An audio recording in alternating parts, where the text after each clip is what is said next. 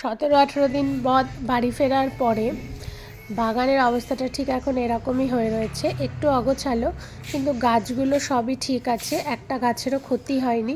কারণ এখানে লাগাতার বৃষ্টি হয়েছে, বৃষ্টি তো সব জায়গাতেই হচ্ছে, এখানেও হয়েছে, তাই গাছগুলো সবই বেঁচে রয়েছে। বাইরে খুব সুন্দর হাওয়া দিচ্ছে আজকে, আকাশও মেঘলা। 3-4 দিন ধরে ভীষণ অসুস্থ হয়ে পড়েছিলাম, মানে জ্বর এসেছিল, কিছুতেই বিছানা থেকে উঠতেই পারছিলাম না।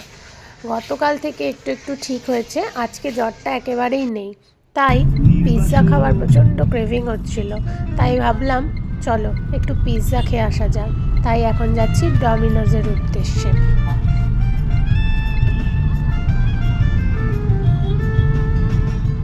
চলে এসেছি ডমিনোজে, এবার চলো ভেতরে ঢুকে দেখা যাক কী অর্ডার করা যায়।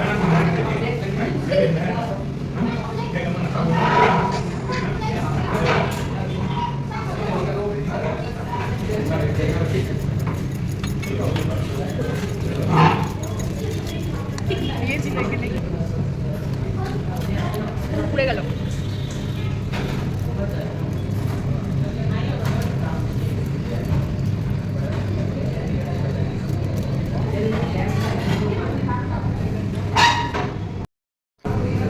তাড়িয়ে তাড়িয়ে উপভোগ করছি পিৎজাটাকে, কারণ জ্বরের মুখে তো বেশ ভালোই লাগছে খেতে, খারাপ নয়, বেশ গরম ধোয়া ওঠা পিৎজা।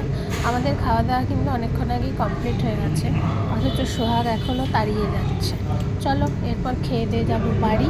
তো আজকের মতন এইটুকুই, আবার দেখা হবে অন্য কোনো মিনি ব্লগের সাথে।